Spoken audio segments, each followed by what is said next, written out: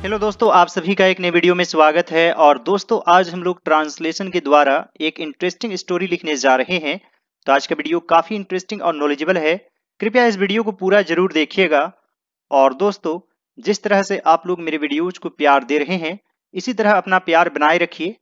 और जैसा कि आप लोग देख सकते हैं अपने स्क्रीन पर कि आप लोग जो रेगुलर व्यूअर्स हैं, मेरे वीडियोज को ज्यादा देखते हैं। तो यदि आप लोग मेरे चैनल पर नए हैं तो जरूर सब्सक्राइब कर लीजिए और आप भी मेरे रेगुलर व्यूअर्स बन जाइए। और दोस्तों, ट्रांसलेट करने से पहले आइए कुछ इंपोर्टेंट इंग्लिश वर्ड सीख लेते हैं। जैसे दोस्तों, मान लीजिए आपको बोलना हो टूटा फूटा या फिर जीर्ण शीर्ण। मान लीजिए कि कोई घर जो है अच्छी कंडीशन में नहीं है, तो आप कह सकते हैं the house is in dilapidated condition।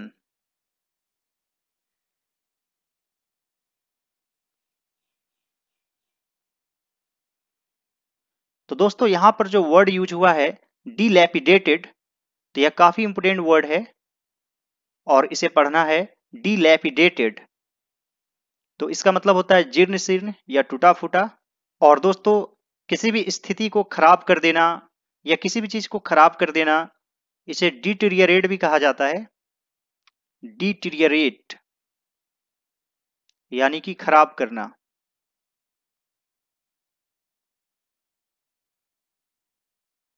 It will deteriorate the situation, यानी कि यह सिचुएशन को और खराब करेगा। या मान लीजिए it can deteriorate your mind, यह आपके दिमाग को खराब कर सकता है। तो यह काफी इंपोर्टेंट वर्ड है दोस्तों, डिटीरियरेट। दोस्तों, जब कोई घर गिर जाता है तो मलबा बचता है, तो मलबा को इंग्लिश में कहते हैं रबल। रबल मीन्स होता है मलबा। और दोस्तों, जब कोई चीज गिरकर मिट्टी में मिल जाता है यानी कि मलबा बन जाता है, तो आप इस फ्रेज का यूज कर सकते हैं रिड्यूस टू रबल।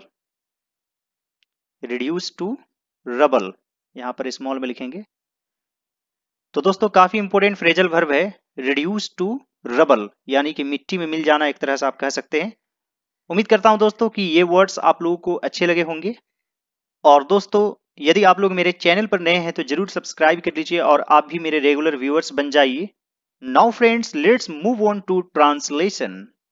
एक बार एक क्रूर शेर एक जंगल में रहता था। तो दोस्तों, यहां पर है रहता था। इसे हम लोग सिंपल पास्ट टेंस में ही मानेंगे। खास तौर से जब स्टोरी लिखते हैं तो सिंपल पास्ट टेंस का ही यूज करते हैं। और जैसे दोस्तों, इस तरीके के सेंटेंस में यदि आपको आदत दिखाना हो कि मैं वहां जाया करता था, तो आप यूज टू का भी यूज कर सकते हैं। आई यूज टू गो देयर, यानी कि मैं वहां जाया करता था। तो आदत दिखाने के लिए यूज टू का यूज होता है।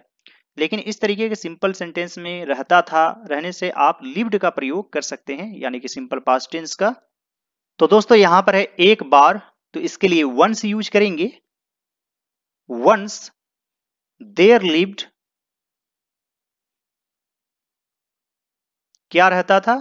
एक क्रूर शेर, अ क्रूअल लायन, एक जंगल में, in a forest. Once there lived a cruel lion in a forest. एक बार एक क्रूर शेर एक जंगल में रहता था। उसने बहुत सारे जानवर को मार कर खा गया। जैसे दोस्तों, एक सेंटेंस देखिए, वह मेरे पास आकर बैठा। वह मेरे पास आकर बैठा। तो इस सेंटेंस में सबसे पहले आकर का लिखेंगे ही केम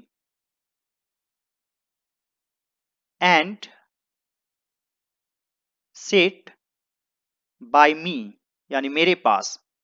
तो इस तरीके के सेंटेंस में आप एंड लगाकर भी बना सकते हैं।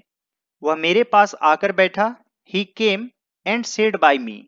लेकिन पहले किस वर्ब को लिखेंगे? जिसमें आकर जाकर खाकर लगा रहेगा उसे पहले लिखेंगे। तो उसी प्रकार दोस्तों, यहां पर आप देख सकते हैं कि जानवर को मारकर खा गया, तो मारकर इसे पहले लिखेंगे he killed many animals and ate, उसे खा गया, यहां पर देम का भी यूज कर सकते हैं, यानी उन लोगों को, and at them. He killed many animals and at them, सभी जानवर उससे भयभीत थे। ऑल द एनिमल्स, और यहां पर थे तो यहां पर वर यूज करेंगे क्योंकि एक से अधिक है। All the animals were scared of him, all the animals were scared of him, तो हमेशा स्केयर्ड के साथ यहां पर आपको ऑफ यूज करना है। यहां पर आप अफरेड का भी यूज कर सकते हैं और इसके साथ भी ऑफ ही लगता है। दोस्तों स्टोरी में किसी भी जानवर को हम इंसान की तरह ही लेते हैं, इसलिए ही यूज करते हैं, सी यूज करते हैं, हिम यूज करते हैं, क्योंकि यह एक स्टोरी है। लेकिन यदि आप कोई पैराग्राफ लिखेंगे तो आपको इट यूज करना पड़ेगा जानवरों के लिए। इस समस्या से छुटकारा पाने के लिए उन लोगों ने एक बैठक की। तो दोस्तों छुटकारा पाना, इसे इंग्लिश में क्या कहते हैं? Get rid. और किसी भी चीज से तो से के लिए ऑफ यहां पर यूज कर देते हैं, तो कुल मिलाकर हो जाता है गेट रीड ऑफ। और दोस्तों बैठक करना या मीटिंग बुलाना, इसे होल्ड अ मीटिंग कहते हैं, यानी बैठक करना, और बैठक बुलाना को कॉल अ मीटिंग कहेंगे। तो दोस्तों इस समस्या से छुटकारा पाने के लिए उन लोगों ने एक बैठक की, तो यहां पर सब्जेक्ट है उन लोगों ने, यानी कि दे। एक बैठक की यानी कि सिंपल पास्ट टेंस में है, तो होल्ड से हेल्ड बन जाएगा। They held a meeting. इस समस्या से छुटकारा पाने के लिए, to get rid of this problem, they held a meeting to get rid of this problem. उन लोगों ने शेर के पास रोजाना एक जानवर भेजने का निर्णय लिया ताकि दूसरे जानवर बच जाए। तो दोस्तों यहां पर सब्जेक्ट क्या है? उन लोगों ने, और मेन वर्ब है निर्णय लिया। तो सबसे पहले लिखेंगे उन लोगों ने निर्णय लिया, दे डिसाइडेड। शेर के पास रोजाना एक जानवर भेजने का, to send an animal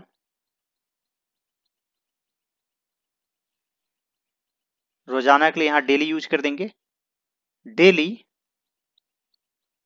to the lion.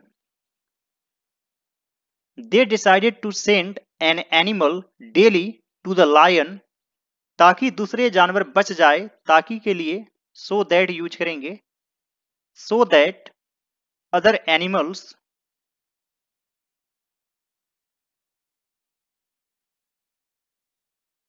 Would be saved. या फिर आप स्पेयर्ड का भी यूज कर सकते हैं, यानी कि छोड़ दिया जाए, छोड़ना का इंग्लिश स्पेयर होता है। They decided to send an animal daily to the lion so that other animals would be saved, दूसरे जानवर बच जाए। यहां पर वुड का ही यूज करेंगे क्योंकि यह पास्ट टेंस में है। यह फैसला शेर के पास भेजा गया और उसने इसे स्वीकार कर लिया। तो दोस्तों शेर के पास भेजा गया यानी उसके सामने रखा गया, तो यहां पर आप पुट फोर्थ का भी यूज कर सकते हैं। पुट फोर्थ, फोर्थ मतलब सामने, आगे ले जाया गया। और दोस्तों यहां पर है भेजा गया, यानी कि यह पैसिव वॉइस में है और सिंपल पास्ट टेंस के अंतर्गत है। जैसे दोस्तों मुझे बुलाया गया, आई वॉज कॉल्ड, मुझे बुलाया गया, मुझे पीटा गया, आई वॉज बीटन। तो उसी प्रकार भेजा गया यानी कि वॉज पुट फोर्थ, और यहां पर सब्जेक्ट क्या है? यह फैसला। तो यहां पर लिखेंगे दिस डिसीजन वॉज आप सेंट का भी यूज कर सकते हैं। यहां पर हम लोग पुट फोर्थ का यूज करेंगे। Put forth to the lion, और उसने इसे स्वीकार कर लिया। And he accepted it. This decision was put forth to the lion and he accepted it. अगले दिन एक खरगोश शेर के पास गया। अगले दिन यानी कि नेक्स्ट डे।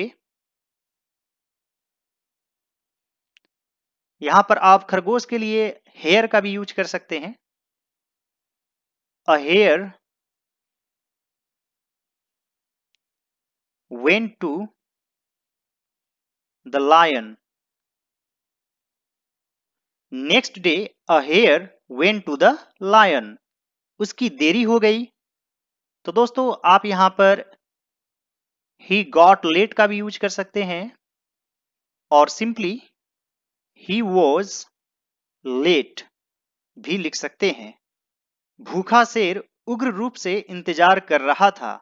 तो यहां पर है इंतजार कर रहा था, यानी कि पास्ट कंटिन्यूअस टेंस में है। जैसे मैं जा रहा था, आई वॉज गोइंग, उसी प्रकार भूखा शेर इंतजार कर रहा था। The hungry lion was waiting. यहां पर है उग्र रूप से, यानी कि furiously. The hungry lion was waiting furiously. शेर ने उससे देरी होने का कारण पूछा। तो यहां पर लिखेंगे द लायन आस्क्ड हिम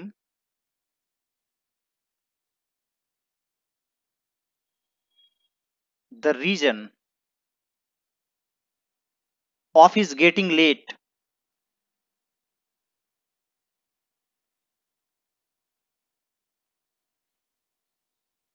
दोस्तों यहां पर आप फॉर डिले भी लिख सकते हैं।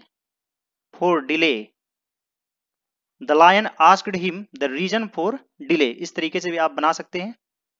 खरगोश ने कहा कि एक और शेर था जो उसे खाना चाहता था। तो यह भी सिंपल पास्ट टेंस में है। तो यहां पर लिखेंगे the hare told him that. एक और शेर था जो उसे खाना चाहता था। देयर वॉज अनदर लायन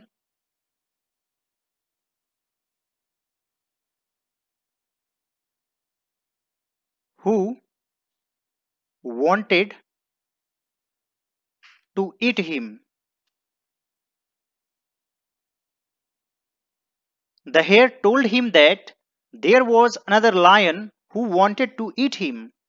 उसे खुद को बचाने के लिए शेर पर एक चाल चलना पड़ा। तो चाल चलना इसे इंग्लिश में कहते हैं प्ले ट्रिक। और किसी पर तो यहां पर ऑन यूज कर देंगे। और चलना पड़ा, जैसे मुझे जाना पड़ा, आई हैड टू गो। तो उसी प्रकार यहां पर भी हैड टू का यूज करेंगे। उसे चाल चलना पड़ा, he had to play a trick on the lion. खुद को बचाने के लिए, to save himself. यह सुनकर वह आग बबूला हो गया और खरगोश को उसे उसके पास ले जाने का आदेश दिया। यह सुनकर, hearing this,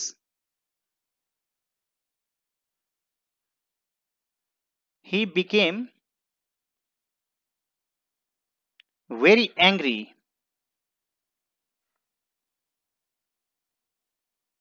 और खरगोश को उसे उसके पास ले जाने का आदेश दिया। and ordered the hare to take him, ले जाना, इसके लिए टेक यूज होता है। और उसे ले जाना यानी कि टेक हिम किसके पास? उसके पास। To him. दोस्तों यहां पर 2 बार हिम यूज हो रहा है, इसलिए यहां पर लिख देंगे टू द अदर लायन, यानी कि दूसरे शेर के पास ले जाने को कहा। Hearing this he became very angry and ordered the hare to take him to the other lion. खरगोश उसे एक गहरे कुएं की तरफ ले गया। तो दोस्तों ले जाना इसे इंग्लिश में टेक भी कहते हैं, और एक दिशा की तरफ ले जाना, पर्टिकुलर डायरेक्शन की तरफ, तो आप लीड का भी यूज कर सकते हैं। और लीड का वर्ब टू होता है लेड, तो यहां पर लिखेंगे the hare led him to a deep well. The hare led him to a deep well. और दोस्तों लीड का यूज रोड को दिखाने के लिए भी होता है। जैसे मान लीजिए कि यह सड़क दिल्ली की तरफ जाती है, तो आप लिख सकते हैं this road leads to Delhi. तो इस तरीके से लीड का यूज होता है। और लीड का मतलब नेतृत्व करना भी होता है, लीड से ही लीडर बनता है। उसने कहा कि दूसरा शेर कुआं के अंदर रहता है। He told him that the other lion lived inside the whale.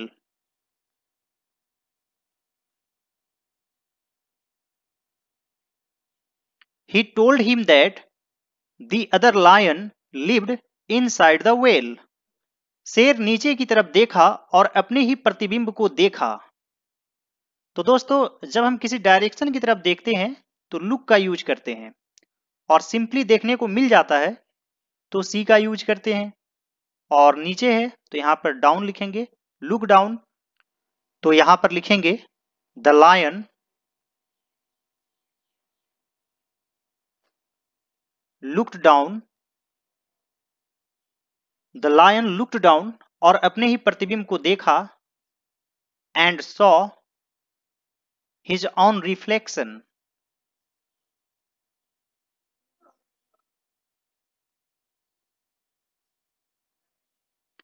The lion look down and saw his own reflection. उसने सोचा कि यह वही शेर था जिसके बारे में खरगोश ने बताया था।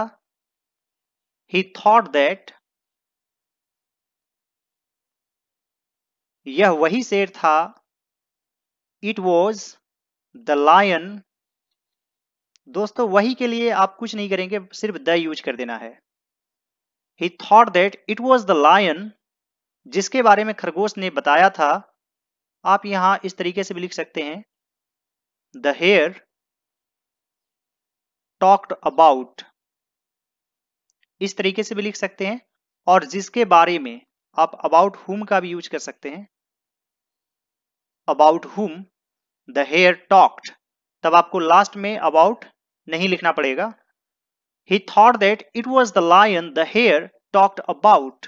वह जोर से गरजा और उसे उसी की प्रतिध्वनि सुनाई दी।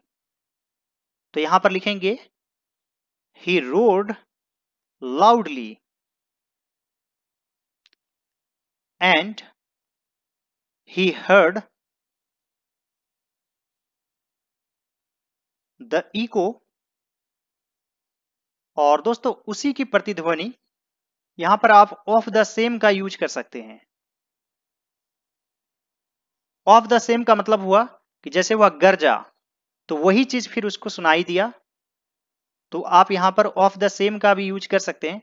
दोस्तों इको का मतलब ही होता है प्रतिध्वनि, यानी कि इसमें ध्वनि भी आ जाता है, अलग से साउंड लिखने की जरूरत नहीं है। He roared loudly and he heard the echo of the same. वह गुस्सा हो गया कि दूसरे शेर की उसे जवाब देने की हिम्मत हुई। गुस्सा होना आप बिकेम एंग्री भी लिख सकते हैं, या फिर ग्रीव एंग्री भी आप लिख सकते हैं। और यहां पर की है तो आप दैट यूज करेंगे। दूसरे शेर की उसे जवाब देने की हिम्मत हुई। हिम्मत होना इसे इंग्लिश में डेयर कहा जाता है। तो यहां पर लिखेंगे दैट द अदर लायन